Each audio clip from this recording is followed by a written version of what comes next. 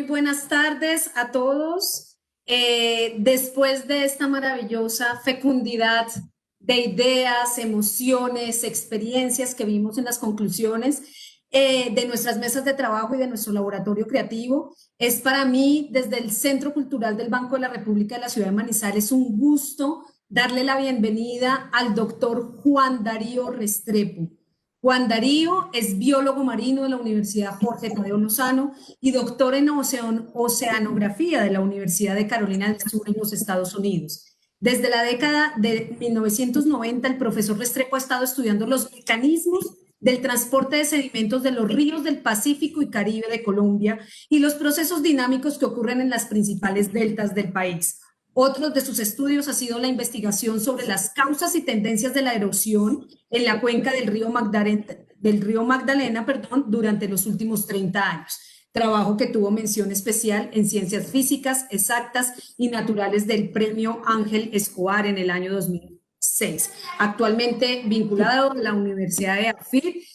Profesor Juan Darío Restrepo, un gusto, gracias por haber aceptado esta invitación y para nosotros muy importante que esta conferencia de cierre esté bajo su tutela y le agradecemos la generosidad de su aceptación de esta invitación. Gracias, Ivonne. Antes de dar un saludo, voy a compartir la pantalla. Bueno, gratitud total al Banco de la República, a la Subdirección de Cultura. En principio, con estos conversatorios sobre ríos, territorios posibles, con Sandra, con Camilo Jiménez y con todos ellos en Bogotá. Y gratitud muy especial a ti, Ivonne, y a Víctor por esta invitación. Este es de esos programas que ojalá nunca terminaran, estos programas de pertinencia de los ríos nuestros desde distintas miradas, ojalá nunca terminaran. Hoy, en este final, de hecho, no sé si es coincidencia o no, es el final ya de cierre, es también un cierre de cómo viaja un río desde las montañas hacia el mar. Entonces, este cierre de pronto es pertinente desde el punto de vista de esa mirada. Este es un programa que lo iniciamos con Explora en Medellín hace años, que lo denominamos Magdalena arrastrando la montaña hacia el mar. Y después, con Agenda del Mar, publicamos un libro también de todo este conocimiento de lo que hemos entendido de cómo los ríos transfieren desde las montañas todos los elementos de la naturaleza, pero también de los impactos del hombre. Entonces, esto ha sido una investigación, como lo decías tú, Ivonne, de más de 30 años. Aquí lo veremos de forma muy resumida, para no ser intensos y densos, sino para generar como un espacio de reflexión y de capacidad de asombro de lo que está sucediendo con nuestros ríos. Este título de lo que llevan nuestros ríos, me gusta iniciar que los ríos nuestros son unas cintas transportadoras. Los ríos forman parte del ciclo hidrológico global, llevan el agua desde los continentes hacia los océanos, que se vuelve y se evapora, se convierte en nubes y vuelve a los continentes, pero también son muy importantes en los ciclos del sedimento, del carbono y de otros compuestos en la naturaleza. Entonces comencemos dando una mirada a los ríos con énfasis en el río Magdalena, y mirando cómo están arrastrando el pasado reciente y la actualidad de la problemática ambiental del país. Me gusta iniciar con esta diapositiva de Alexander von Humboldt y sobre todo en esta frase que yo creo que reúne lo que es la geografía. Porque la geografía es coger elementos de distintas fuentes de la geología, de la evolución, de la biología, del clima y de los humanos, cómo interaccionan, cómo se forma todo ese paisaje y los humanos cómo interactuamos.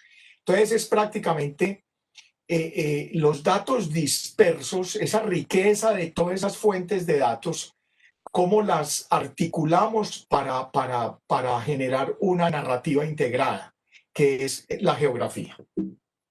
Entonces, antes que todo, recordar que nuestros ríos nacen en los Andes.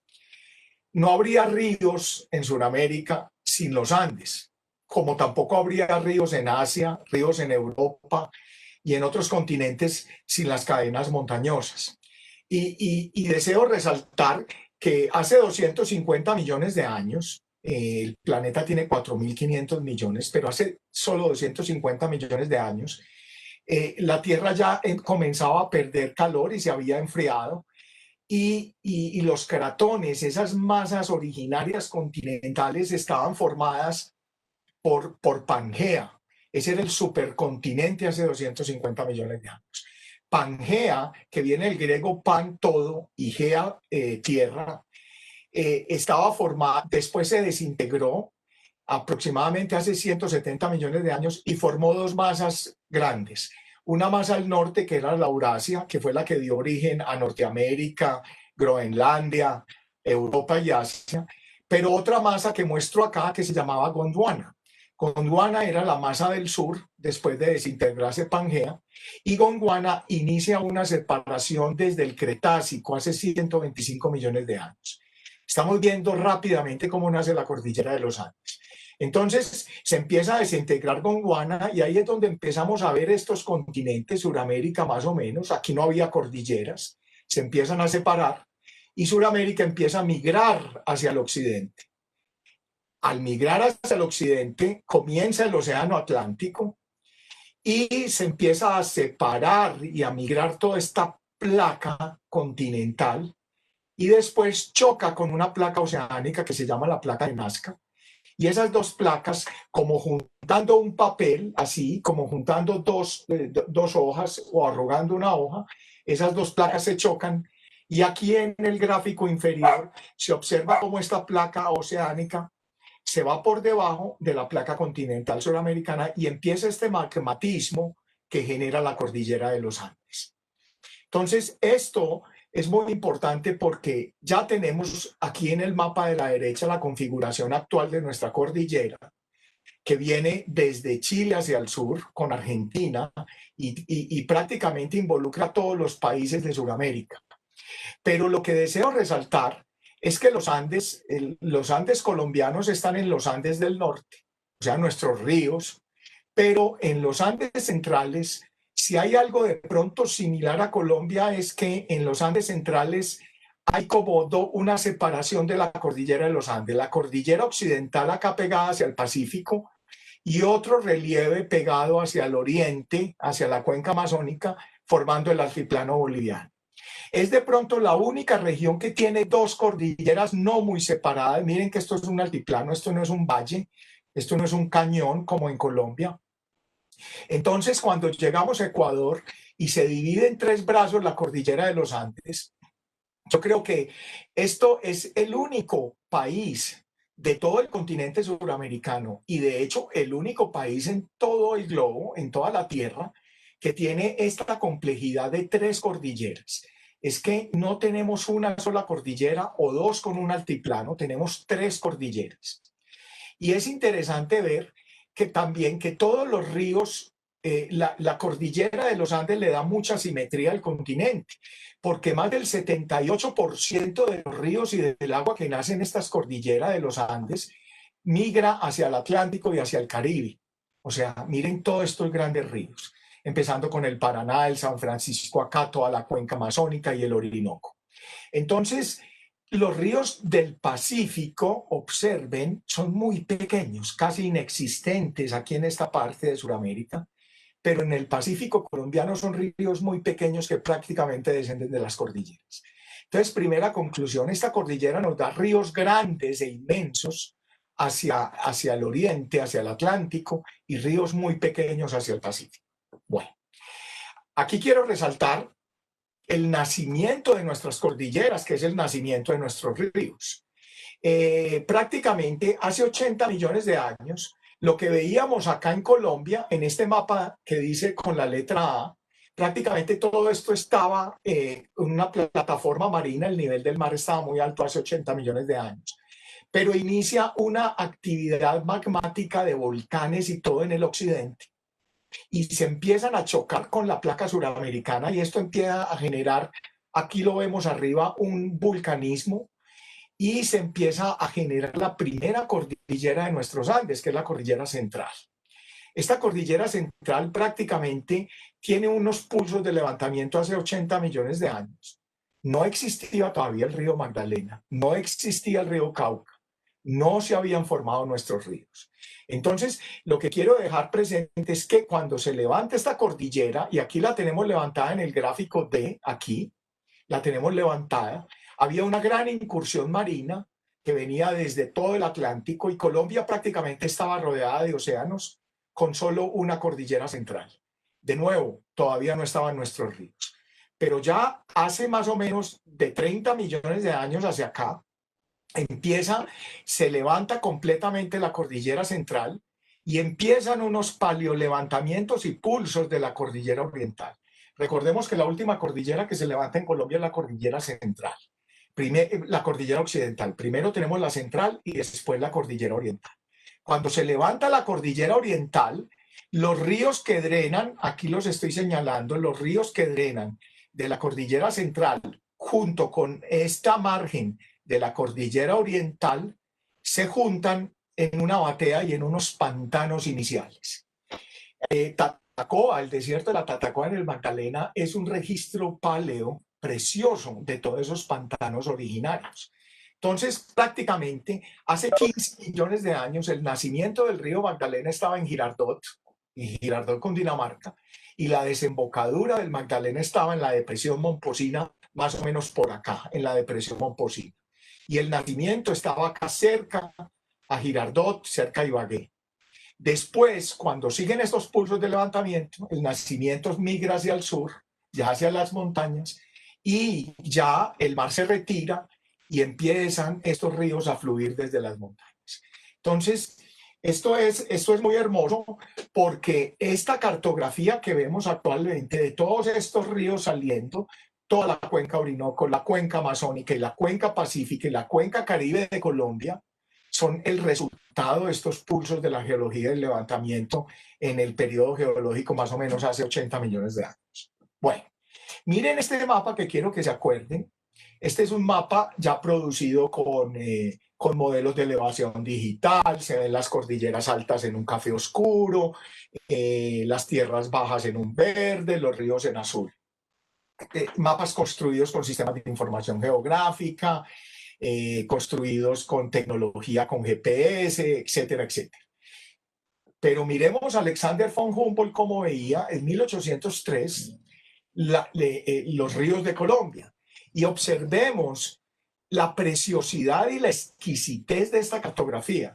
Prácticamente, si vamos al mapa de atrás y vamos a este mapa, es increíble que hace más de 200 años Humboldt, sin sistemas de información geográfica, sin GPS y sin todas estas plataformas de Google Earth y de modelos de elevación digital, tenía una concepción preciosa de nuestros ríos y de la geografía.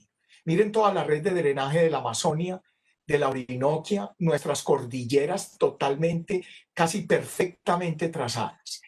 Pero Humboldt, en este mapa, también es espectacular como miraba la cordillera occidental, observen acá, la cordillera central y la cordillera oriental. Toda la cuenca del Magdalena, toda la cuenca del Cauca y todos los relieves que encauzaban los ríos desde la Amazonia. Estas son serranías más pequeñas que las cordilleras. Humboldt no tenía modelos de elevación digital. Humboldt no tenía satélites para medir las alturas y todo esto. Entonces Humboldt de pronto acá mostraba que son cordilleras inmensas. No, estos son serranías que encausan los ríos en su drenaje. Pero es preciosa la concepción del relieve y de la geografía que tenía Humboldt. En este otro gráfico, este es otro gráfico de Humboldt de los Andes, donde se mezcla todo lo que es la geografía de nuestros ríos. Me parece fascinante porque tenemos todo el relieve, desde la parte del mar, miren las palmeras, etcétera, hasta los bosques de niebla, más o menos después de 2000 metros de altura. Después tenemos los glaciares, nuestros nevados. Tenemos nuestros volcanes como una fuerza geológica que está modelando el paisaje y las cuencas y los ríos. Y en todas estas letricas tenemos todo lo que es la parte bio de la vegetación a distintas alturas. Esto es precioso porque aquí también, fuera de la vegetación, junta el clima. Miren estas nubes acá abajo en los bosques de niebla, son nubes generadas por los aires ascendentes de los ríos nuestros, de los cañones, que se condensan y forman las nubes y estas lluvias y la neblina de nuestras montañas y nuestros ríos. Pero arriba, miren todo este cinturón de nubes, no habían satélites, pero Humboldt visualizaba esto como la troposfera o la zona de convergencia intertropical que tenemos en Colombia. Esto es extremadamente exquisito, cómo en un gráfico se reúne toda la geografía y las fuerzas que interactúan para formar ríos y paisajes. Bueno, este es un modelo de elevación digital muy exagerado. Si algo nos hace especiales es que tenemos muchos ríos atmosféricos y mucha agua para transportar desde las montañas. O sea, nuestros ríos no se quedan secos, aunque últimamente algunos ya se están quedando secos, pero en general esta dinámica climática hace que nuestros ríos tengan mucha energía y tengan agua disponible para arrastrar problemas, por supuesto. Entonces, acá lo que arrastran nuestros ríos, deseo continuar. Aquí estamos bien, Ivonne, en la cuenca hidrográfica. ¿Estamos? Sí, señor. Muy bien. Entonces, este es un gráfico que todos hemos visto desde el colegio. Los ríos nacen en las montañas y fluyen hacia el mar. ¿Qué es un río? Un río es el flujo de agua hacia el mar.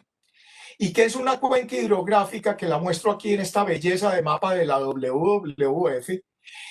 Una cuenca hidrográfica es la superficie terrestre que reúne las aguas hacia un río. O sea, aquí tenemos toda la cuenca amazónica separada.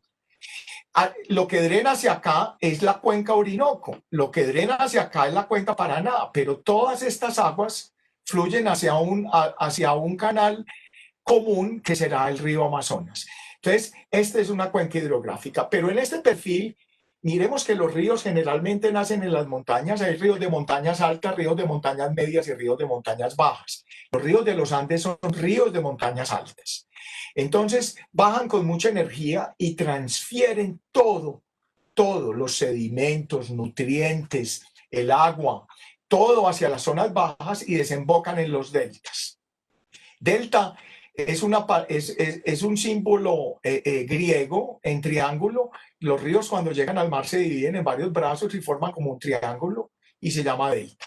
Esto es muy importante porque todo esto, los ríos son conectividad lineal transfiriendo hacia abajo, hacia las zonas inundables.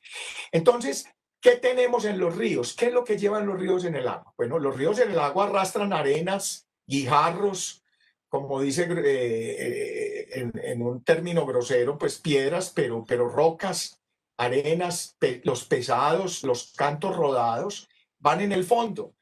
En el agua suspendido van los sedimentos en suspensión, que son los que le dan la turbidez a un río. Aquí vemos varios beakers cuando un río cristalino, pero un río turbio. Y aquí quiero mostrar este encuentro de las aguas en Manaos, donde se une el río Negro con el río Amazonas. El río Negro no trae sedimentos prácticamente. Su color negro es por otra descomposición de un material particulado, de algas, etcétera. Pero el río Amazonas trae muchos sedimentos desde los Andes. Y miremos el cambio de turbidez cuando se encuentran las aguas. Aquí está la ciudad de Manaos. Esta es una de las cosas más fascinantes que hay en la naturaleza y en el planeta, el encuentro de las aguas en Manaos entre el Amazonas y el río Negro. Entonces, ¿los ríos qué llevan? Pues hombre, los ríos llevan sedimentos en el fondo, sedimentos en suspensión que le dan la turbidez, pero también llevan partículas disueltas en el agua, disueltas como las sales, nitrógeno, en solución los contaminantes, metales pesados, etcétera, etcétera. Y todo lo que producimos los humanos como contaminación. Bueno,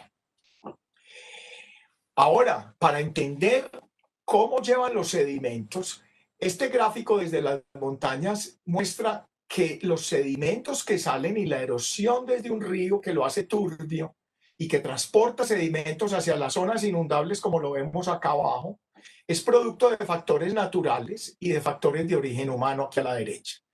Factores naturales, pues la vegetación, las pendientes que generan energía, la red hidrográfica, la cantidad de agua que tenga, la precipitación, si es un río seco, si es un río de una región húmeda, cuánta vegetación tiene que proteger esos suelos o no los protege. Y también las actividades humanas como minería, deforestación, ganadería, cambio de uso de los suelos. Todo esto genera arrastre de sedimentos que van a los ríos y son transportados linealmente hacia abajo.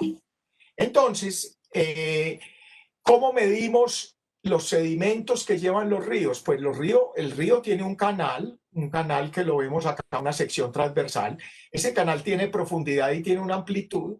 Y el agua que va a través de este canal, el agua, pues se le calcula el volumen a esta sección transversal, la velocidad de la corriente metros por segundo, con el área que está pasando, que el metro cuadrado genera metro cúbico por segundo. Eso es lo que se llama caudal. El caudal es el volumen de agua que está llevando todo este arrastre desde las montañas. Entonces, en una cuenca hidrográfica, aquí la vemos las montañas y cómo bajan los canales hacia la salida del río. Es muy importante tener agua, la precipitación, la cantidad de lluvia genera agua para arrastrar todos esos materiales desde las montañas. Si los humanos cambiamos estos suelos y si no hay mucha evaporación, sino que hay mucha agua disponible, como la tenemos en los Andes colombianos, pues nuestros ríos van a tener mucha energía para transportar hacia la salida. Entonces, aquí no me quiero fijar, pero estos son ecuaciones y cálculos que se usan para calcular los sedimentos y cómo van los ríos. Esta es otra gráfica donde mostramos las montañas, por ejemplo, donde hay deslizamientos, cómo migran, van bajando los ríos, los sedimentos se quedan en islas como esta, en el encuentro entre el río Paraná y el río Paraguay, pero el río Bermejo, perdón, pero aquí están las terrazas y depósitos y todos estos sedimentos empiezan a quedar hasta una parte y después llegan al mar. Entonces, ¿qué es un río? Es un camión, el río es un camión que lleva sedimentos y sustancias disueltas aguas abajo. Quiero que vean esta sección transversal porque los ríos tienen cajas a lo largo de su viaje hacia el mar. Las cajas en las ciénagas, las cajas en los deltas ya llegando al mar y las cajas cerca al mar. Entonces, todos los problemas, el clima y todo lo que los humanos generamos lo transferimos unidireccionalmente aguas abajo por todas las ciénagas, las zonas inundables y por último el mar. Quiero que tengan en cuenta que los ríos son cajas que almacenan esto. Naturalmente, estas cajas se han ido llenando en el tiempo, pero los humanos, si ponemos más sedimentos, estamos llenando mucho más rápido todas estas cajas. Entonces, esto empezó hace años. La erosión y los sedimentos en los ríos no es algo que empezó hace 50 años o hace 100 años. Aquí hay un estudio muy interesante del Max Planck, de Jean-Philippe Jenny, donde muestra que los humanos empezamos a alterar prácticamente el paisaje, a generar sedimentos hace más de 4.000 años. Ellos hicieron estudio con los sedimentos en lagos y todo y encontraron que el 35% de todos los lagos del mundo en los ríos ya mostraba unas tasas de erosión muy preocupantes, de tasas de sedimentación. Después Montgomery es de la Universidad de Washington en Seattle, es un gran experto en erosión en Estados Unidos y publicó este río, la erosión en las civilizaciones. Pero Montgomery hizo unos estudios y reunió estudios de todo el mundo y mostró que la erosión por agricultura, comparando los suelos agrícolas con los bosques primitivos, prácticamente la erosión agrícola que genera la agricultura es 1 o 2 órdenes de magnitud mayor que la erosión que sale desde suelos cubiertos por bosques. Y otros estudios han mostrado que la erosión por causas humanas es prácticamente 1 o 2 órdenes de magnitud mayor que la erosión de procesos naturales que ha existido en el planeta. O sea que el transporte de sedimentos, la turbidez de nuestros ríos por causas humanas, también es 1 o 2 órdenes de magnitud mayor que la turbidez natural que llevan nuestros ríos. Bueno, ¿qué sabíamos de lo que arrastran los ríos en el mundo? Pues había muchas bases de datos. Estas son bases que estoy poniendo John Milliman y otros estudios. Y aquí se ven las flechas de todo lo que arrastraban los ríos en el planeta hacia los océanos, sedimentos principalmente. Entonces hay varias bases de datos, pero el río Magdalena y los ríos de Colombia no estaban. Miren, en el año 2000, solo hace 20 años, los ríos nuestros colombianos eran desconocidos para la ciencia global. Solo había un datico del Magdalena que aparece en unas bolitas. Aquí no aparecen ni siquiera, aquí aparece un color y unas bolitas. Y los ríos del Pacífico tampoco, solo había medido un río en Perú. Entonces, prácticamente los ríos de Colombia no existían para las bases globales. Y nosotros en Journal of Geology empezamos todo este trabajo de documentar qué llevan los ríos de los Andes en Colombia, cuántos sedimentos, sustancias disueltas, nitrógeno, etc. No me voy a referir hoy a eso, pero comenzamos a mostrar que los ríos del Pacífico llevaban el doble de sedimentos que los ríos del Caribe. Y comenzamos a mostrar que los ríos de Colombia prácticamente tenían mayor transporte de sedimentos que los grandes monstruos de Sudamérica, Orinoco, Paraná y Amazonas. Esto era increíble, algo, ¿por qué estos ríos eran tan fuertes llevando sedimentos? De hecho, el Magdalena está en el top 10 de los ríos que más sedimentos llevan en todo el planeta. Entonces, ¿cómo es que un río tan pequeño como el Magdalena, pequeño en comparación con los monstruos del mundo, Mississippi, Yangtze, Nilo, Paraná, Orinoco, Amazonas, Congo, etc.? Bueno, y también comenzamos a estudiar todos los Andes y cuánto salían y arrastraban los ríos desde toda la cordillera de los Andes. Este es el estudio más completo que lo hicimos con un colega de la Universidad de Texas, Austin, de todo lo que arrastran los ríos hacia la cuenca amazónica y hacia toda la parte del Pacífico, y empezamos a sacar todos los números de lo que arrastran estos ríos. Y documentamos que los ríos de los Andes prácticamente arrastran casi los mismos sedimentos de los grandes potentes ríos de Asia que vienen del Himalaya. Esto generó una gran discusión global porque mostró que los ríos de los Andes prácticamente son igual de potentes arrastrando energía desde los Andes que los ríos del Himalaya, que son los ríos más grandes de todo el planeta. Entonces, esto sirvió para, todos estos datos que generamos, sirvió para comprobar cuánto sacaba el río Amazonas al Atlántico en todo este balance de toda la cuenca amazónica. Miren, 600, 800 toneladas, millones de toneladas al año. El Magdalena es casi cerca de 200 millones de toneladas. ¿Cómo es que un río con 8 millones de kilómetros cuadrados, 8 veces el área continental de Colombia, 8 veces, produzca el Magdalena sea la cuarta parte o tercera parte, el Magdalena apenas con 200 y pico de kilómetros cuadrados? O sea, el Magdalena prácticamente es una quebrada, un arroyo del Amazonas, y produce casi la tercera parte de sedimentos del Amazonas.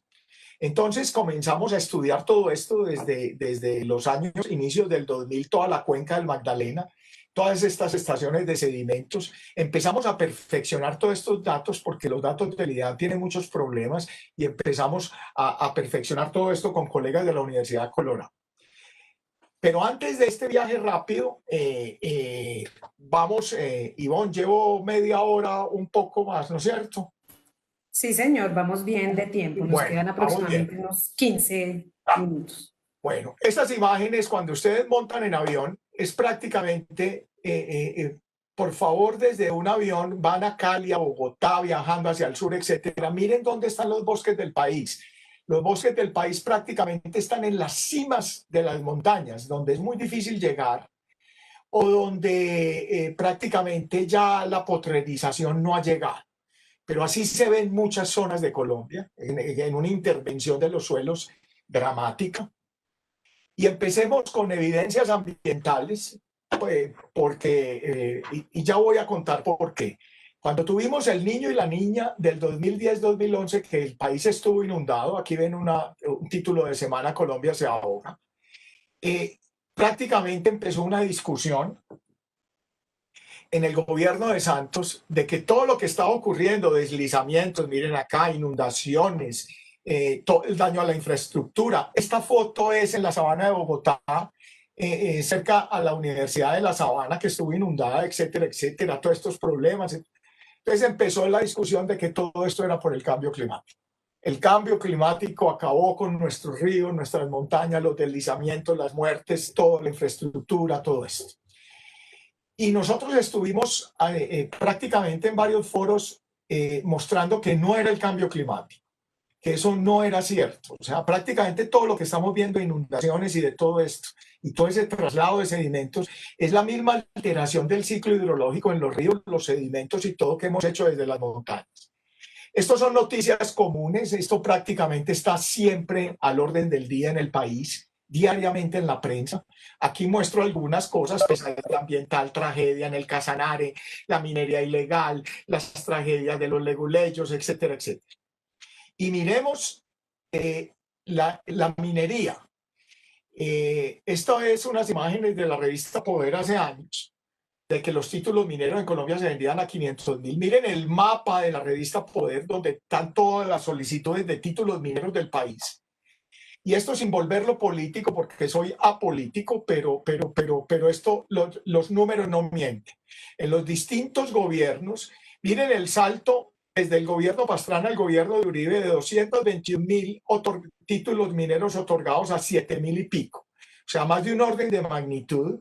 Pasamos de cientos a miles de títulos mineros. Miren el crecimiento exponencial entre los gobiernos, con una historia prácticamente minera de extracción total, y miren todos los títulos mineros concesionados en el país, principalmente Cuenca Magdalena, y los azules muestran las zonas de páramos donde se pusieron todos estos títulos mineros, pero además las zonas de reservas nacionales y de parques naturales. El oro, pues el oro ilegal, este es un gran paper publicado por Nora Álvarez y colaboradores y Michelle Aide. Y miren la minería ilegal desde toda la zona del Perú, Cayali, Marañón y todos estos sitios, también el Madeira aquí abajo, toda la parte de las Guyanas, y miren la Cuenca Magdalena siempre ahí, como uno de los exponentes de minería ilegal prácticamente. Lo que vemos en imágenes de satélite, por ejemplo, en el barrio de Antioquia, miren toda esta deforestación y lo que genera la minería, la altísima turbidez del río Cauca, y observen todos los títulos mineros para la Cuenca del Magdalena, el crecimiento de esos títulos mineros en el tiempo. Esto genera procesos de desertificación y generación de sedimentos. Nuestros ríos no solo llevan sedimentos, también llevan mercurio. Es un estudio de unos periodistas que ganaron un premio en España, periodistas del Colombiano de Medellín.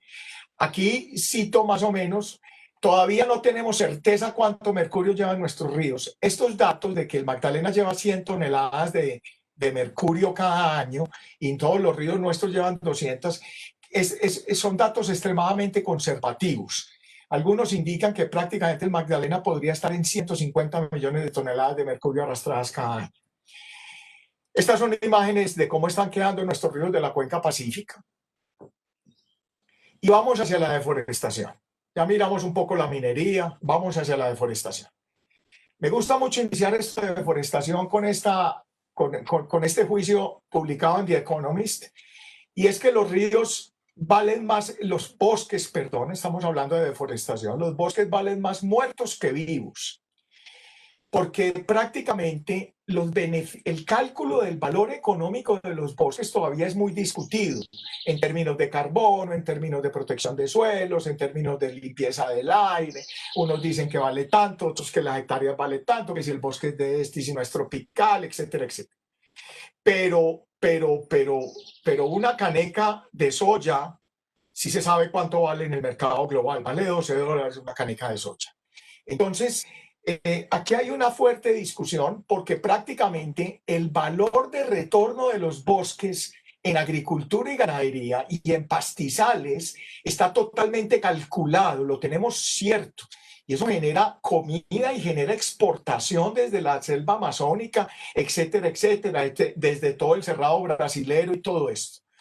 Pero no sabemos muy bien cuánto es el valor económico de todos esos bosques. Entonces, el retorno económico es más cierto desde la parte de vista de la transformación de los bosques. La deforestación no empezó tampoco hace 50 años. Este es un trabajo de Andrés Etter, por ejemplo, de la Universidad Javeriana, donde muestra desde los 90 el incremento exponencial, pero miremos con un modelo de carbono de unos colegas en Suiza que nos dieron los datos y calculamos para la cuenca del Magdalena la deforestación desde los primeros asentamientos humanos hace 8.000 años. Miren cómo cuando llegan los españoles se reduce la deforestación, porque prácticamente matamos a todos liquidamos a todos los indígenas, no generamos transformación del suelo, pero después, cuando inicia, en la conquista inicia la adaptación de los suelos en todos los Andes colombianos y en la cuenca Magdalena, hasta lograr ya este pico exponencial actualmente. Bueno, aquí un estudio de Carmen Revenga, por ejemplo, aquí a la izquierda, de las cuencas del mundo. En el año 2000, Carmen Revenga trabajaba en el World Resources Institute en Washington, muestra que la cuenca Magdalena aquí, que la estoy señalando, había perdido más del 75% de los bosques originales. Cuando vamos a una plataforma del Global Forest Watch, que es de la Universidad de Maryland, una plataforma muy potente, ahorita mostraré otras, el 85% de toda la cuenca Magdalena la perdimos prácticamente antes del 2000, 85% de bosques primarios, 85%. Algo que no hemos discutido en Colombia es la deforestación por la cocaína. Estas son unas imágenes del colombiano aquí cerca de Medellín saliendo hacia la costa. Miren los parches de cocaína. Después de cuando se van, la cocaína se va, genera todas estas escaras y coronas de deslizamiento. Y miren, esto es en el Cauca, mire todos los procesos de desertificación que generan los suelos y todas las escaras, las heridas desde las montañas, miren todas estas escaras que fueron por cultivos de coca totalmente abandonados. Esta deforestación, miren cómo ha crecido la coca, la producción de coca junto con la deforestación en todo Centroamérica. Para Colombia hay un estudio fascinante de Liliana Dávalos que muestra la deforestación por cocaína. Deforestación, cuando hablemos de deforestación, es que estamos dejando los suelos descubiertos y los ríos van a llevar más sedimentos y van a ser más turbios. Entonces, esto es fascinante porque todos los focos de deforestación, esto era en el 2011, y nosotros en el Patía, este es un mapa de las Naciones Unidas para la cuenca del Patía que nos lo cedieron porque nosotros estudiamos la erosión en toda la cuenca Patía hasta el delta del Patía del Pacífico y observamos cómo hubo unos pulsos de transporte de sedimentos en los 60s y 70s, y eso fue porque el 70% de la madera de Colombia, del país, venía de todos los guandales del Patía abajo. Y después se acaba la madera, entramos a menor erosión, pero volvemos a una deforestación activa e invasiva para todo lo que era la cocaína. Esto lo publicamos activamente. Y quiero mostrarles cómo es la deforestación en el Magdalena. Este es un mapa antes de los 2000, cedido por TNC, Nature Conservancy. Miren los focos de deforestación en la cordillera de los Andes, muy tenues en Perú y Ecuador, pero totalmente calientes en toda la cuenca Magdalena, y ya iniciábamos con la Amazonia. Miren todo esto. En Ambio, con un colega, James Sivinsky, de la Universidad de Colorado, publicamos por primera vez al mundo, en Ambio en el 2006, la pérdida de bosques en el Magdalena de cerca del 40% en solo 20 años, entre los 70s y los 90s. Lo verde oscuro son bosques y lo amarillo es agricultura, ganadería y minería. Perdimos 40% en 20 años. Otros mapas de colegas, estos son de colegas apenas en el Magdalena, en el 2000 quedaba el 14% de los bosques. Después con el Instituto Humboldt trabajamos este mapa para un libro que publicamos del Magdalena, donde solo quedaba el 5% de los bosques originales en la cuenca del Magdalena. Y este es un mapa del IDEAMA del 2012, donde observen prácticamente todo en amarillo la cuenca del Magdalena. Me referiré a esta imagen después. Este pantallazo lo saqué hoy por la mañana. Lo saqué de esta plataforma. Esta es la plataforma más confiable de deforestación que hay. Global Forest Change de la Universidad de Maryland. Trabajan con imágenes Landsat de 30 metros de resolución. Y miremos Sudamérica. Miren toda la parte amazónica. Cada color muestra la deforestación entre el 2000 en amarillo hasta el 2019. O sea que todo lo que vean en colores es porque prácticamente se ha deforestado en los últimos 20 años. Pérdida de todo esto.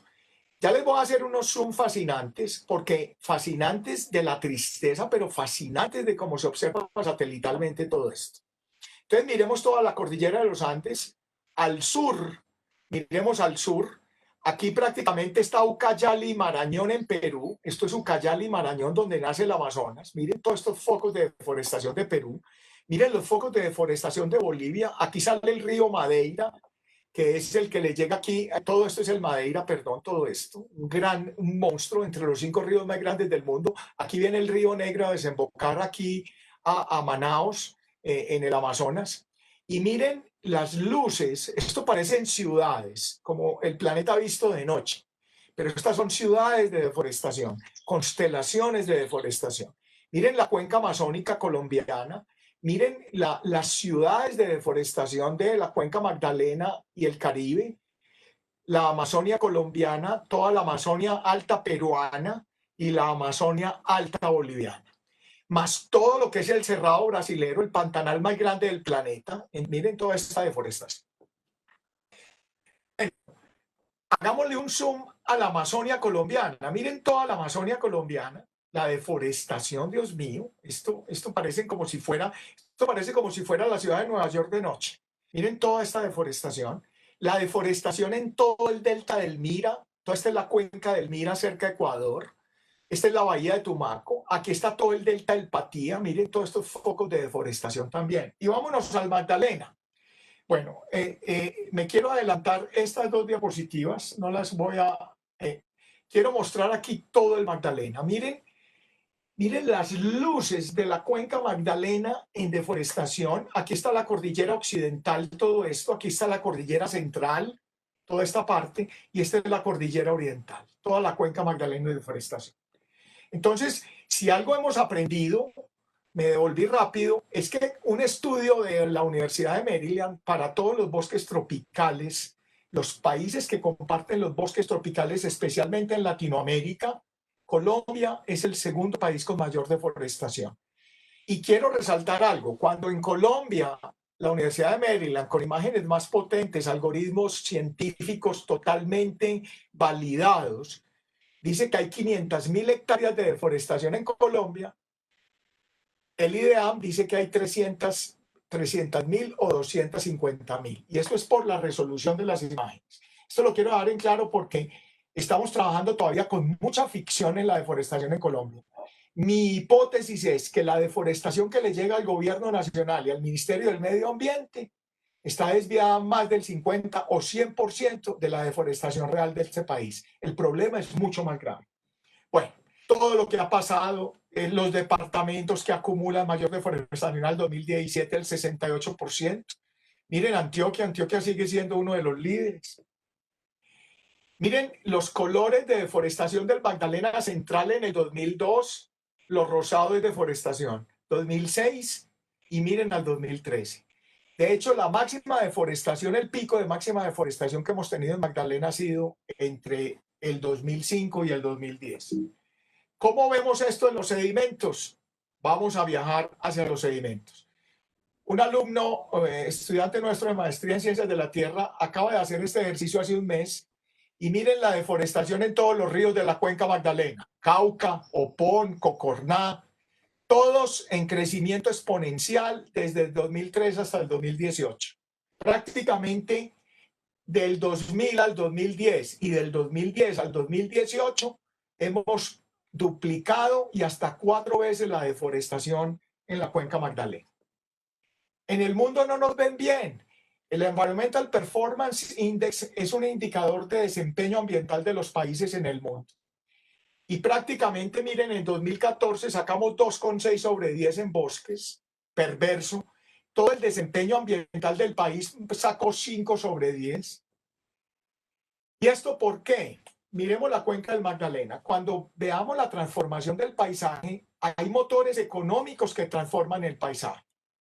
86% del PIB lo genera la cuenca, 75% de la producción agrícola, 90% de la producción, 70% de la hidroelectricidad, 90% de la energía térmica, genera la provisión de agua para 30 millones de personas. Pero miremos qué ha pasado con la agricultura. Miren el crecimiento exponencial de toda la agricultura de la cuenca. Miren el crecimiento de cabezas de ganado, por ejemplo, porque sabemos que la ganadería en Colombia es la más ineficiente, de las más ineficientes de todo el planeta. A veces una cabeza de ganado por hectárea. Tumbamos los bosques para poner una res en una hectárea. Y este es un ejercicio que lo publicamos en Anthropocene junto con otro ejercicio. Y observen las actividades económicas que generan erosión y transporte de sedimentos en los ríos y turbidez. Miren los picos de Colombia en los 70s, 80s y 90s, la minería en los 80s y 90s, aquí no está la minería ilegal. Todos estos dos datos son del Banco de la República, desde el 1920 hasta el 2000, y observen picos tan interesantes de los pulsos de jalón económico en el país. Pero todo lo que tumbamos, aquí se comprueba que prácticamente lo hicimos por la agricultura y la ganadería. Este es un ejercicio muy interesante de cómo estamos usando los ecosistemas, un índice de la huella humana en Colombia, publicado este año por el equipo de Andrés Setter, Camilo Andrés Correa de la Universidad Javeriana, y observen que igual a la deforestación, como hemos ido aumentando al 2015, etcétera, todos los focos de intervención de ecosistemas y de servicios. Y la historia, comenzamos con los Andes, nos fuimos hacia los Andes del norte y después ya seguimos hacia toda la Orinoquia y hacia toda la Amazonia. Bueno, hemos trabajado mucho en estos sedimentos y en lo que llevan nuestros ríos. Y aquí les quiero rápidamente contar que usamos unos modelos numéricos con un programa con la Universidad de Colorado y unos fondos que obtuvimos de NASA de Erosión Continental. Y aplicamos un modelo muy potente para decir por primera vez cuántos sedimentos que lleva el río Magdalena son debidos a la deforestación del país. Porque los políticos dicen, eso es natural, es que las montañas arrastran mucho, es que aquí llueve mucho, es que estos suelos. Entonces yo creo que la ciencia es importante para empezar a tener una visión de qué es lo que está pasando con nuestros ríos. Se están sedimentando las ciénagas, etcétera. Y cuánto es debido al hombre, a nosotros mismos y al modelo económico, pero cuánto es debido al clima. Y hemos estimado, esto lo publicamos y es un modelo muy bien calibrado, que lo calibramos hace años en el 2010 en Journal of Geology, y lo publicamos recientemente en Anthropocene. El 30% de todos los sedimentos que lleva el Magdalena son debidos a la deforestación en Colombia. Una tercera parte. Eso quiere decir que más o menos 60 millones de toneladas lleva el Magdalena por deforestación. En Science, nuestros colegas habían publicado que prácticamente el Magdalena en Sudamérica, antes del Antropoceno y el Antropoceno actual, después de la Segunda Guerra Mundial, donde inicia la gran aceleración, el Magdalena es el río que más está arrastrando desde las montañas al mar de todo Sudamérica. Y de hecho estos datos fueron comprobados con nuestro modelo. O sea que prácticamente hace 50 años el Magdalena transportaba 100 o 150 millones de... Ahorita les cuento en volquetas cuánto es eso. Hemos visto con otros análisis muy interesantes los pulsos. Aquí vemos el tiempo en años y los sedimentos en pulsos. Miren los pulsos en los 70, los pulsos en los 80, los pulsos en los 90 y los pulsos a finales del 2010. Estos pulsos coinciden con la deforestación y con la minería y agricultura. Bueno, miren los 90. Estas son series de tiempo de la turbidez de varios ríos de la cuenca andina y del Magdalena. Y miren cómo se incrementan en los 90 todos estos sedimentos, en el Cauca prácticamente siempre. Miren en el Opón, en el Yaguará, en el Sogamoso, en el Carare. Y prácticamente todos estos ríos están incrementando erosión fuerte en los 90, donde encontramos los picos mayores de deforestación. ¿Cómo llevamos esto al mar? Quiero volver a resaltar este programa que me he referido, pero quienes estén interesados, tenemos varias publicaciones, aquí no las pongo todas, varias publicaciones internacionales de cómo estamos trasladando todos estos impactos a través del río Magdalena hacia el mar y hacia las ciénagas. Y volvamos a recordar este gráfico del transporte unidireccional. Una vez dando una charla en Mompox, estaba invitado por el Consejo de Mompox y por el alcalde, y estábamos hablando de la porquería que le llega a la depresión momposina. Haga de cuenta que esta batea que hay aquí es la depresión momposina. Aquí están los Andes, las ciénagas del Magdalena Medio y la depresión momposina aquí abajo. Y entonces, ¿saben? Les decía yo, es que si los ríos se devolvieran de curso en alguna época del año, ustedes se imaginan, por ejemplo, que entre octubre y diciembre el río Magdalena se devuelve de curso hacia Bogotá, y todo el popis y la porquería que viene desde Medellín y Bogotá y de Cali y de todas las ciudades, ese popis se le devolviera otra vez a los de Bogotá, a Cali, al Cauca, a Medellín, a todo el mundo, ese popis se devolviera direccionalmente. Yo creo que ahí no tiraríamos tanto popis y tanta porquería a los ríos. Entonces, el factor unidireccional de los ríos es que los ríos son muy potentes evacuando contaminación por ese flujo unidireccional. Pero estos bateas acumulan esa contaminación peligrosamente en el tiempo. Y eso es un esquema para que el agua, sedimentos, nutrientes y los contaminantes que llevan los ríos son debidos a la parte natural, a las ciudades, a la parte rural y a la parte industrial y agrícola. Así se ven varias ciénagas del Magdalena Medio hasta la depresión Momposina. Este es un viaje, no voy a mostrar más fotos, pero un viaje que hice el año pasado recorriendo todas las ciénagas con un proyecto con la Academia de Ciencias de los Estados Unidos, que están muy preocupados, nos están financiando porque están muy preocupados porque estamos perdiendo, las ciénagas de este país se están perdiendo por muchos problemas. La palma de aceite perversa, estamos copiando el modelo de Indonesia con las palmas de aceite y tumbando los bosques de todas las ciénagas del Magdalena, y le estamos robando el agua a las comunidades.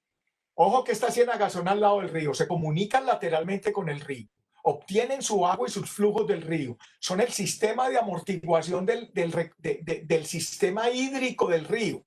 O sea, absorben las inundaciones, y cuando el río se está quedando sin agua, las ciénagas le dan agua al río para que el río siga con agua.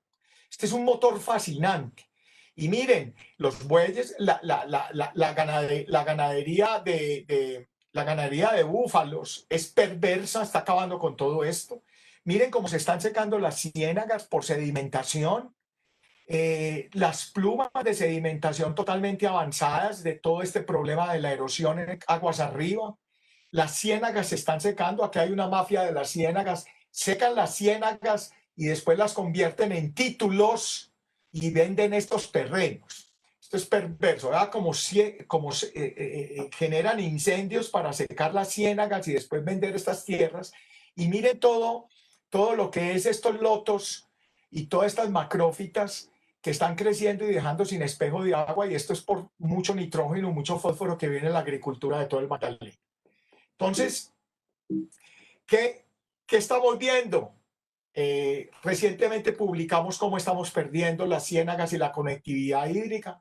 Les recomiendo esta publicación en Journal of Hydrology reciente, de qué está pasando con la conectividad entre el Magdalena y todas estas ciénagas. Hemos calculado, aquí con colores ven en un modelo de elevación digital toda la depresión momposina aquí a la izquierda, aquí también toda la depresión momposina en colores, elevación digital, o sea, mostrando diferentes tipos de altura, y hemos calculado cuánto esta batea de la depresión momposina, que es un balde prácticamente, está acumulando los sedimentos de todo el Magdalena Alto que han sido transferidos desde las montañas, principalmente por nosotros los humanos en los últimos 50 años. Y hemos estimado que la depresión momposina, entre el 20 y el 43% de los sedimentos arrastrados están quedando ahí. Miren, el día que llenemos la depresión momposina o todas estas ciénagas de sedimentos, el Magdalena no va a tener el flujo de inundaciones y todo eso, y los próximos pulsos con cambio climático, ahí sí va a ser por el cambio climático. Las inundaciones en Cartagena, Magangué, todo aguas abajo, Mompox, Magangué, Barranquilla, Dios mío, está en serio peligro de todo esto. Toda esa amortiguación de inundaciones es debida a la depresión momposina, pero la estamos llenando de sedimentos. También hemos trabajado en los contaminantes que llevan esos sedimentos. Y miren, hemos visto arsénico, zinc, cobre, níquel, manganeso, hierro, cromo. Todo está ahí metido en esas ciénagas. Y hemos visto cómo las tasas de sedimentación, miren los pulsos tan interesantes en algunas ciénagas, esto lo hicimos con plomo 210 y publicado en esta revista. Y miren los pulsos de sedimentación que se están llenando estas ciénagas. Y saben que estos pulsos coinciden con los que les mostré anteriormente de minería, deforestación, agricultura, urbanización y todo esto. La bahía de Cartagena. Ya estoy cerca a finalizar. La bahía de Cartagena, siguiendo este viaje hacia el mar de lo que arrastra el río. Esta es una foto donde está la población de Calamar. Aquí va todo el río Magdalena, una isla grande que se genera aquí al frente. Se generan dos canales. Y aquí sale el canal del dique hacia la bahía de Cartagena. En geografía nos enseñaron que el canal del dique, el río Magdalena desemboca en Bocas de Ceniza en Barranquilla. Bocas de Ceniza, ese nombre se lo dio Rodrigo de Bastidas cuando venía de Santa Marta y había descubierto Santa Marta.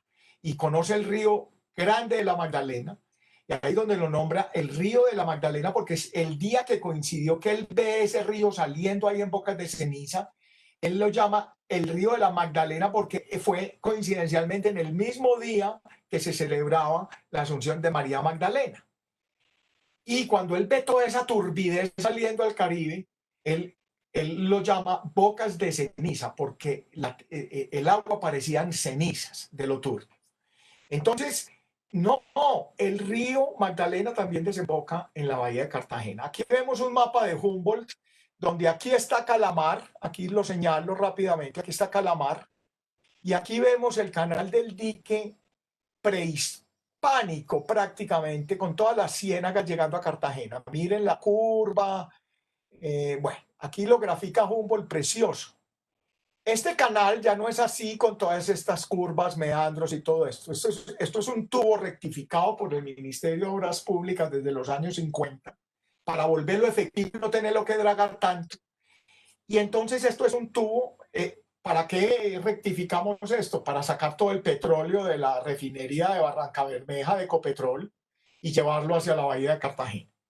Entonces, el único usuario prácticamente en los últimos 100 años del canal del dique ha sido Ecopetrol.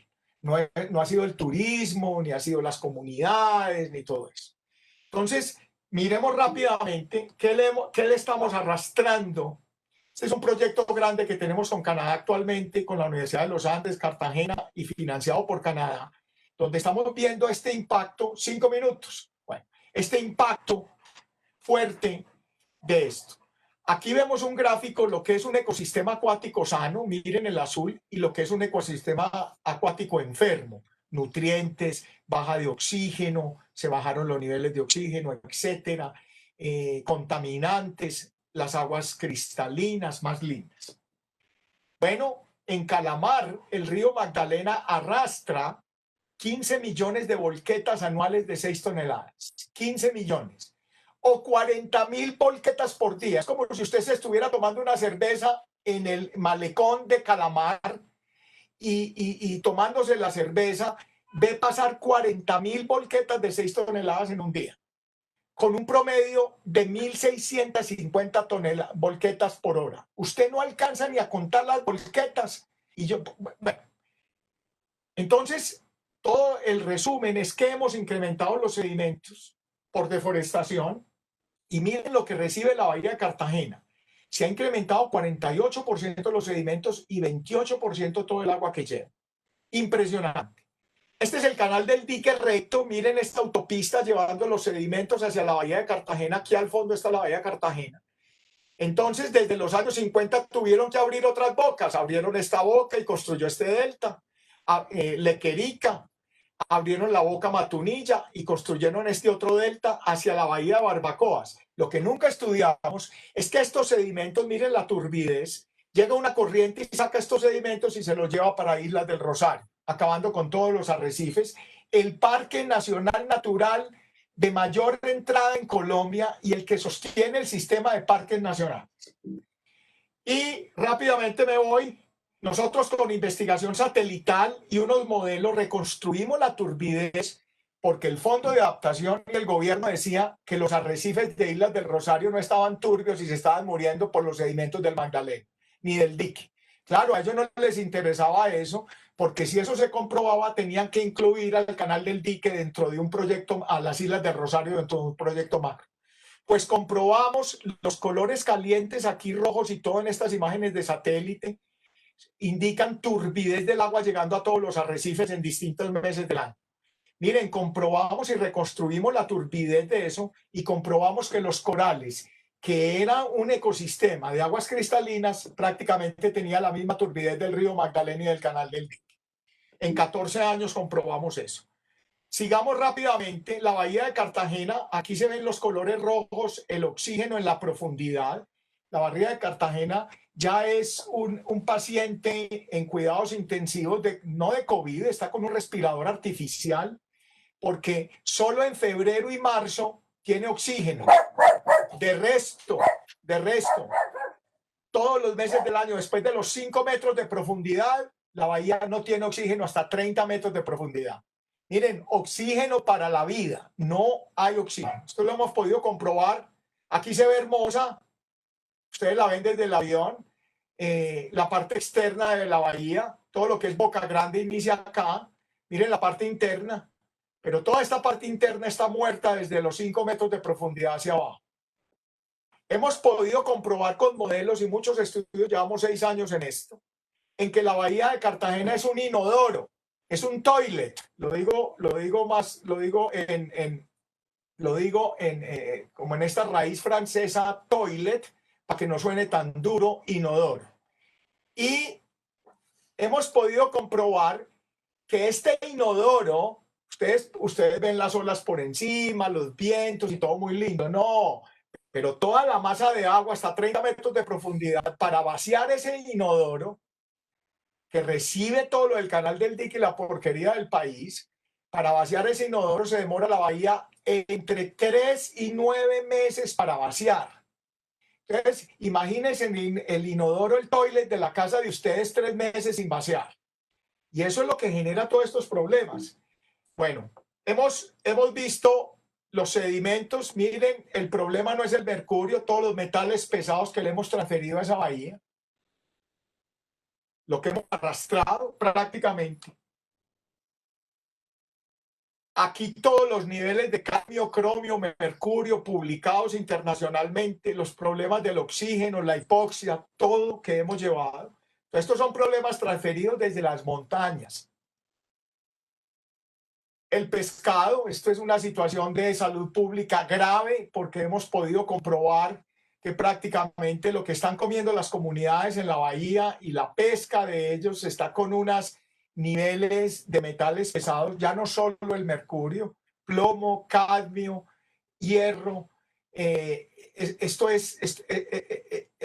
debería ser un colapso público ambiental. Y pero todavía no ha pasado nada.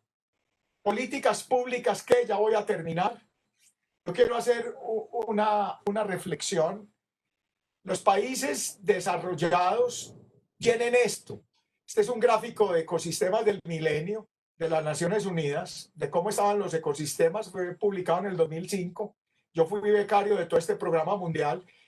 Y lo que quiero es, miren este puente, la investigación y el monitoreo y la ciencia se transmite hacia los tomadores de decisión, gobierno, sector privado y sector público. Este puente de conexión es el que no tenemos en los países subdesarrollados. La conectividad entre ciencia para política pública y para toma de decisión. Y hemos discutido, hay unos foros muy importantes como el Foro Nacional Ambiental que lidera Manuel Rodríguez Becerra, FESCOL, que es esta ONG alemana, el Fondo de... Hemos ya hecho publicaciones y sensibilizado mucha ciencia El proyecto de navegabilidad de Odebrecht, por ejemplo, que quería hacer con el Magdalena, nosotros prácticamente estuvimos en todo el comité científico para atravesarnos antes del problema de corrupción y nos han llamado ambientalistas extremos. Una forma de desvirtuar la ciencia en este tipo de proyectos de desarrollo que están alterando nuestros ríos es tildar a todos los científicos de ambientalistas extremos. Esta es una columna que escribí en Semana sobre donde me refería a todo el peligro de cómo están desvirtuando la ciencia para llamarlos ambientalistas extremos.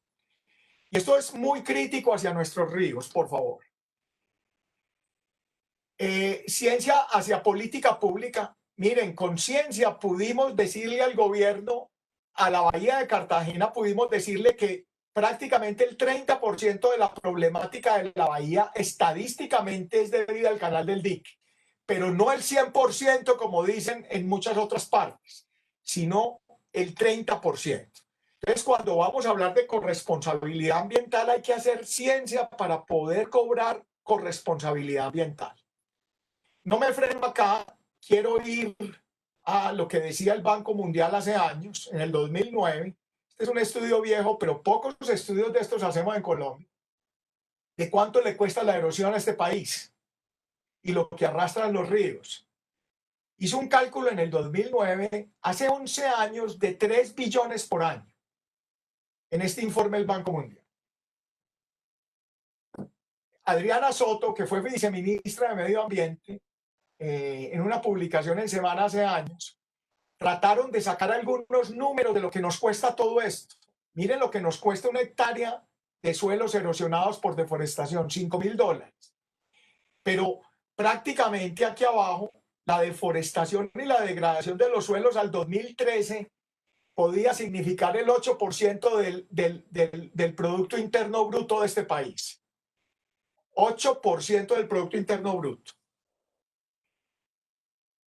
Esta es una imagen satélite de Haití, la frontera entre Haití, que es todo desierto, y República Dominicana.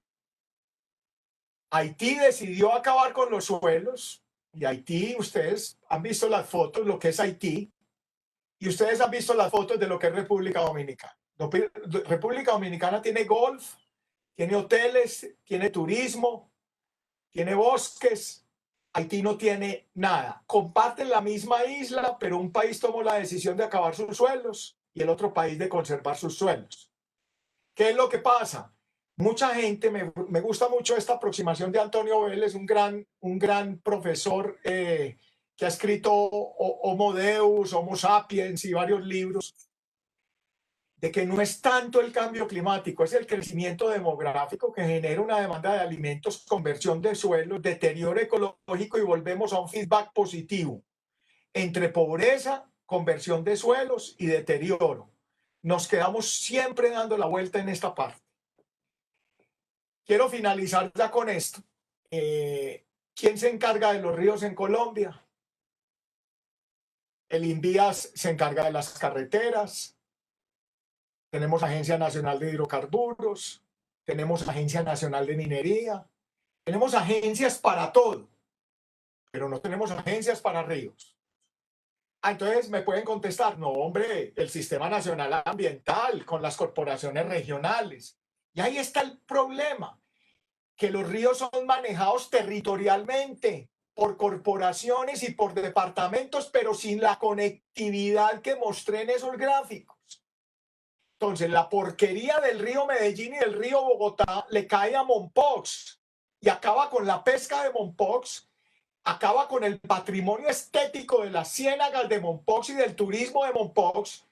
Y entonces, ¿cómo le va a cobrar Mompox a Bogotá y a las corporaciones regionales de allá? No, a ellos no les interesa, porque el río, la CAR de Bogotá, la CAR de Cundinamarca, la CAR de Antioquia, etcétera, va hasta tal punto.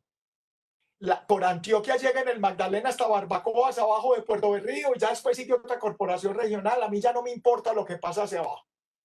Entonces no tenemos dolientes en los ríos en el país. La excusa del cambio climático. A diferencia de Estados Unidos, donde niegan el cambio climático, y es importante negarlo por el lobby del petróleo, nosotros la excusa política es el cambio climático para todo, porque queremos tapar el modelo de desarrollo perverso con los suelos y la deforestación. Esta última reflexión, rápidamente, los ríos importantes, Magdalena, Bogotá, Medellín, Cauca, han tenido algún tipo de atención en nuestra historia reciente, para proyectos, agricultura, todo eso, alguna cosa. Pero los ríos lejanos de Colombia no tienen líneas base ni conocimiento básico. Dígame en qué conocemos del Caquetá. Pues sí, han ido biólogos y han hecho recursos pesqueros y cosas, pero ¿qué conocemos del Caquetá, del Putumayo, del Baupés, de los ríos de toda la maraña de la cuenca del Orinoco? Recuerden que el 60% de todo el Orinoco viene desde Colombia. ¿Qué conocemos de los ríos del Pacífico? Muy poco. Somos muy pocos los que hemos trabajado en el Pacífico. Entonces los ríos lejanos son sin conocimiento. Los ríos nunca han estado en el ADN de nuestra educación. Yo no tengo recuerdo en geografía ni recuerdo en historia que nos hubieran hablado de los ríos de Colombia. Nos hicieron memorizar dónde quedaba el Congo, dónde quedaba el Danubio y dónde quedaba el Rin. ¿Qué países compartían el Danubio en Europa y qué países compartían el Rin? Pero nunca nos enseñaron de dónde venía el Atrato, por qué fluye hacia el norte, por qué los ríos de la cuenca amazónica son así, dónde nace el río Negro, el tercer río más caudaloso del mundo, que viene desde el Baupés, en Colombia. Nunca nos enseñaron eso. No está en el ADN. No rodeamos a los ríos de arquitectura y paisajismo. Algunos pocos esfuerzos, como en Montería, o en otras ciudades medio cogen 1 kilómetro o medio kilómetro del río y le tratan de poner un paisajismo, pero nosotros no rodeamos a los ríos de paisajismo de arquitectura. Los tratamos como tubos de evacuación de desechos, eso es lo que son. Son tubos hidráulicos para ser encauzados por cemento. Cuando Colombia ve un río, lo primero que piensa es cómo ponerle sedimentos. Los tomamos como un elemento más del paisaje. O sea, sí, ahí está el río, ahí está. Y eso no lo merecemos, porque toda la vida ha estado, no lo merecemos. Creemos que los ríos van a ser infinitos como los recursos oceánicos, los recursos forestales. No, los recursos oceánicos se están acabando, los bosques se están acabando y los ríos también se están acabando. Vimos la conferencia antier de acá en el mismo foro de Miguel Cañedo Argüelles, el ecólogo de la Universidad de Barcelona, donde nos mostraba prácticamente la visión global de los ríos y la situación de esa visión global de los ríos. Los ríos sí se están acabando. Y hay ríos que ya no llegan al mar, lo decía él, el río Colorado, pero hay otros ríos que no llegan al mar en África tampoco. Y los manejamos como entidades territoriales, sin conectividad, es lo que dije anteriormente. Miren esta imagen. Profesor, tenemos que ir cerrando, discúlpeme, sí, pero... Ya cierro aquí. Aquí los dejo con esta frase final. Este es un libro que acaba de salir de Wade Davis. Wade Davis, este gran antropólogo que escribió El río, de todo su viaje hacia el Amazonas. Creo que un libro que nos recuperó la geografía de la Amazonia colombiana. Ya acaba de salir este libro publicado muy bien criticado internacionalmente, New York Times, The Economist y todo, sobre el río Magdalena. Se lo recomiendo, pero dice una frase que me impacta. Para limpiarnos a nosotros mismos, tenemos que limpiar el río. Pero para limpiar el río, tenemos que limpiarnos a nosotros mismos. Y yo creo que los ríos son el reflejo de una sociedad. No estoy hablando de las comunidades que viven al lado del río durante generaciones y generaciones, porque esas comunidades dependen del río y han querido el río. Pero para los demás habitantes de este país que no vivimos al lado del río, sino en las ciudades y en la comodidad y en nuestro confort del consumo, yo creo que tenemos que limpiarnos nosotros primero a nosotros mismos para después poder limpiar el río Magdalena, por ejemplo. Muchas gracias. Aquí queda mi correo electrónico. El doctor Fabio ahorita me decía de pronto, si quieren de pronto para enviarles alguna de las publicaciones como el libro Arrastrando la montaña hacia el mar, etcétera, etcétera. Y gracias al banco, gracias Ivonne, gracias Víctor, muchas gracias.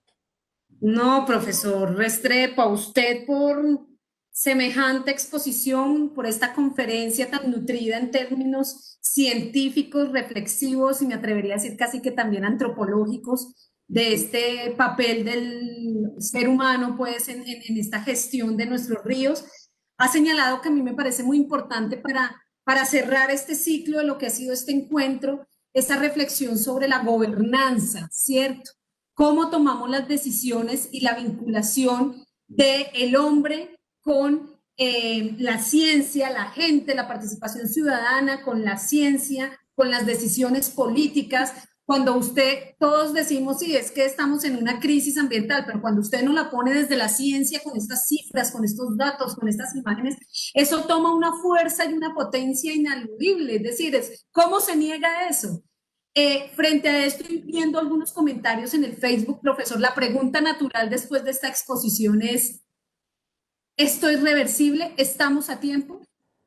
Ah, yo soy muy pesimista porque el modelo de desarrollo es que esto es de escala. Eh, eh, es como el cambio climático global es un problema de escala. El problema del río Magdalena es otro problema a otra escala.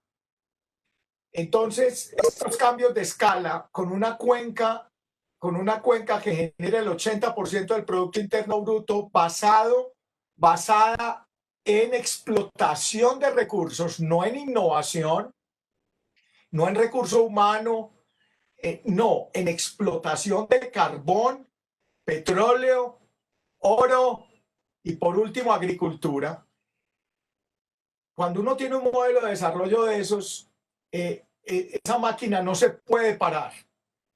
Y ahora miren el compromiso de los grandes proyectos mineros que se nos vienen y nos cogió en una pandemia. Tenemos crecimiento económico negativo en este país en estos momentos. Y miren la decisión que tan difícil para un gobierno decir si el proyecto de la macromina del suroccidente antioqueño, Quebradona, que puede afectar todo el río Cauca y todas las comunidades de allá abajo hasta la Mojana. ¿Cómo negar un proyecto de esa magnitud cuando estamos con un PIB negativo, cuando tenemos desempleo y cuando todo esto? Entonces, esto es un sistema muy complejo. Yo soy muy pesimista porque no veo que en los próximos 20 años esta tendencia en la deforestación y en la forma de degradación ambiental de nuestros ríos se pare. No veo ninguna variable o ninguna prueba científica que me haga cambiar mi pesimismo. Miren la institucionalidad, miren la deforestación que sigue la Amazonia disparada y todo está disparado.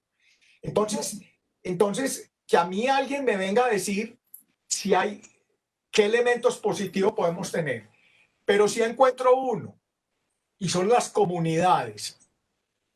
Nosotros en la academia debemos trabajar con las comunidades para un lenguaje común y podernos defender ante las multinacionales y ante el modelo económico invasivo a macroescala. Miren todo lo del caso del agua de Santurbán, etcétera, etcétera. Ahorita nosotros estamos con las comunidades de la Bahía de Cartagena y estamos haciendo un diplomado con las comunidades para que se sienten en el comité con tomadores de decisión a tomar decisiones de su agua y de su bahía. Entonces, soy positivo en que de pronto debemos cambiar el modelo y las comunidades sí pueden ser la fuerza de resistencia de la sostenibilidad de nuestros ríos. De acuerdo, profesor, y creo que en este encuentro ese ha sido también un punto en común del trabajo con la gente, esa gobernanza del territorio desde otras lógicas. Y el profesor Gonzalo Duque Escobar nos acaba de escribir una cosa muy linda y es que los ríos no son recursos sino patrimonio, por eso los explotamos en lugar de cosecharlos. Y creo que este vínculo y esta reflexión entre ecosistemas, ecología, patrimonio, cultura, es lo que puede hacer una posible transformación para que no perdamos la esperanza. Profesor Darío, muchas gracias. Gracias, Insisto en la Ivonne. generosidad de su conocimiento. Tengo la gran responsabilidad antes de concluir este evento de dar unas palabras de cierre en nombre del Banco de la República. Agradecería mucho a quienes están aún conectados en esta reunión, encender su cámara, porque estas cortas palabras son un homenaje a este esfuerzo que hicimos en medio de lo que usted también acaba de señalar, profesor Juan Darío, en medio de esta contingencia que pareciera que veníamos trabajando por un lado y llega esta emergencia y como que también la desesperanza toca y dice, no, otra vez la prioridad es la economía, ¿no? Entonces, ¿dónde quedan esas otras o esa visión tan sesgada de la economía que no nos permite avanzar, digamos, en otra forma de desarrollo más consciente? Víctor, Germán, Fabio, Liana, sí, está lloviendo tremendamente en Manizales, está diluviando, es como si cerráramos el encuentro con agua, me parece muy simbólico, está casi que tronando. En este sentido, llegamos a, para todos los que nos están viendo, tuvimos gente muy fiel los 3 días, yo sé que esto de la conectividad, de estar sentado frente a un computador es muy complejo. Llegamos al cierre de este cuarto encuentro internacional de paisajes culturales, luego de 10 conferencias, 2 mesas de trabajo, un laboratorio de creación. Sería muy ambicioso sacar una conclusión. A mi juicio, el encuentro que conectó a personas de 8 países, de varias ciudades de Colombia, nos habló no solo de paisajes, de ríos, sino nos habló de la vida, de sus múltiples manifestaciones y desafíos. Durante estos 3 maravillosos días, el epicentro fueron las diferentes formas de vida, la humana, por supuesto, pero sobre todo esa vida natural que lucha por seguir su cauce, que nos cuesta comprender, reconocer y muchas veces convivir con ella. Quisiera cerrar el encuentro con varias invitaciones que nuestros conferencistas e invitados a las mesas nos han hecho. Invitaciones algunas de largo aliento, otras más inmediatas, pero sin lugar a dudas, invitaciones para construir una vida más digna para todos. En primer lugar, fue permanente el llamado a una gobernanza compartida, donde Estado, instituciones, ciencia, ciudadanía activa participen en las decisiones sobre su entorno, donde las fronteras no limiten la planeación y donde nuestras fuentes hídricas y muy particularmente nuestros ríos vuelvan a ser el epicentro del ordenamiento del territorio y también del convite, del encuentro, de la contemplación.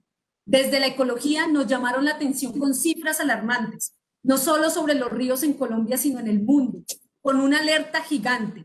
En el 2017 el acceso al agua fue fuente de conflicto en 45 países y desde el Ecuador nos dieron una alternativa para frenar eso, volver a la Pachamama, a la complejización del concepto agua, río, a no observar los ríos como objetos lejanos, sino como parte de nosotros mismos.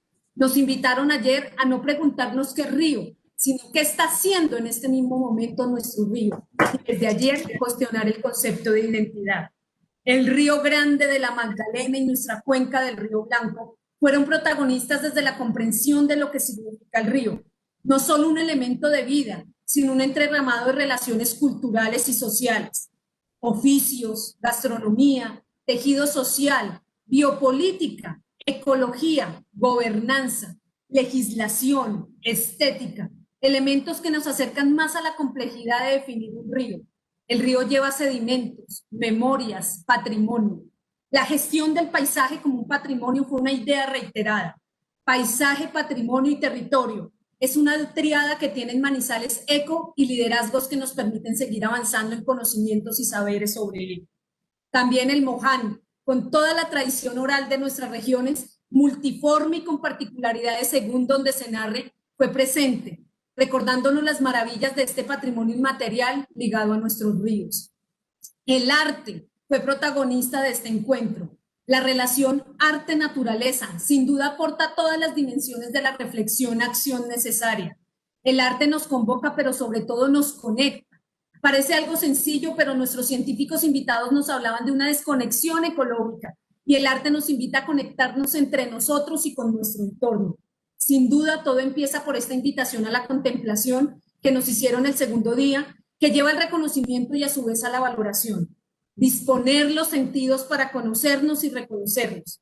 Se habló de artivismo, de conocer nuestras propias aguas, de navegar por ellas, de hacer memorias de ríos, de proclamar como nuestra única ideología la vida.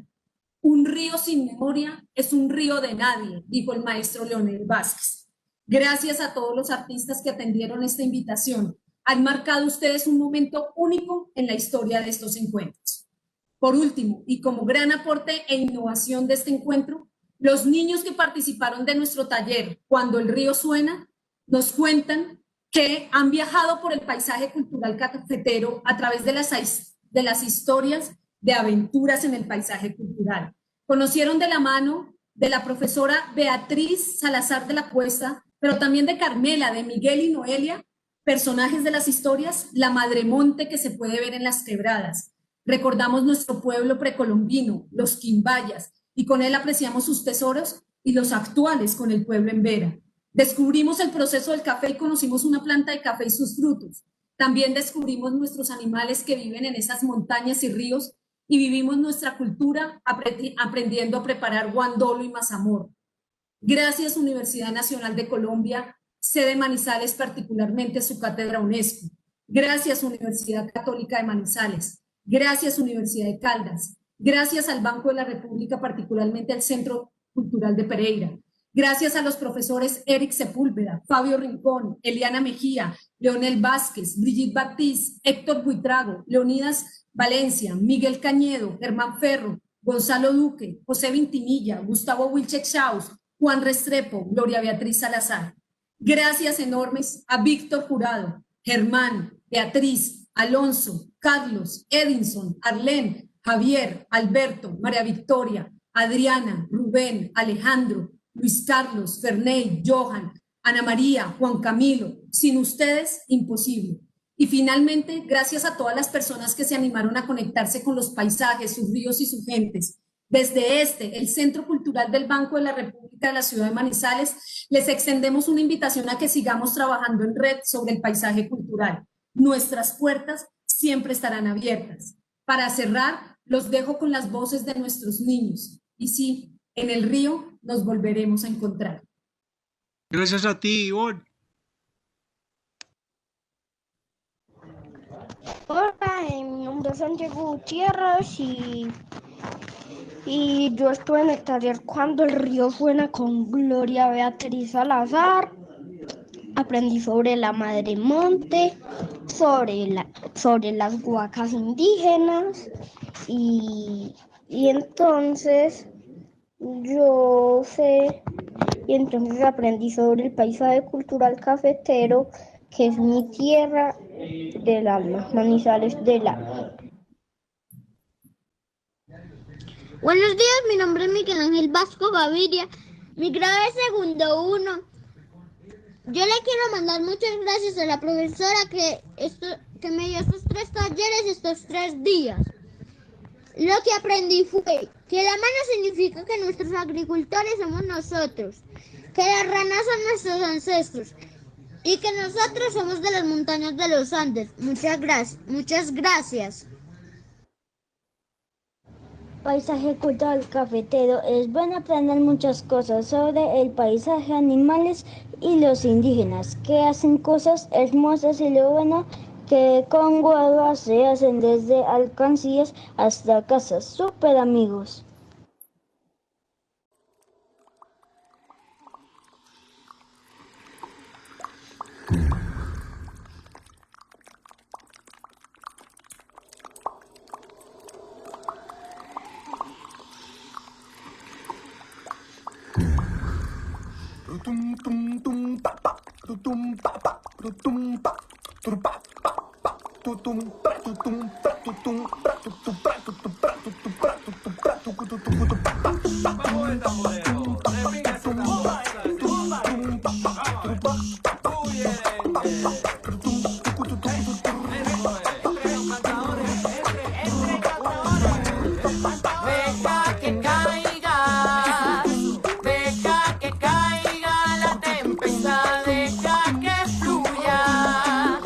Deja que moje tu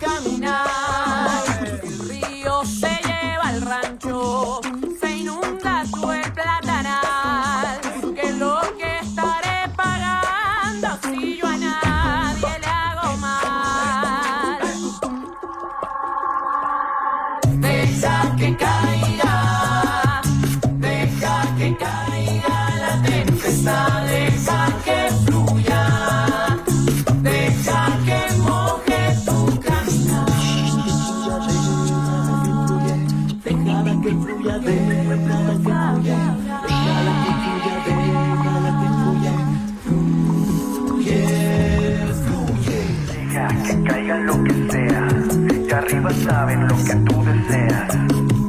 Más bien búscate un lugar donde puedas escampar y deja que el agua se encargue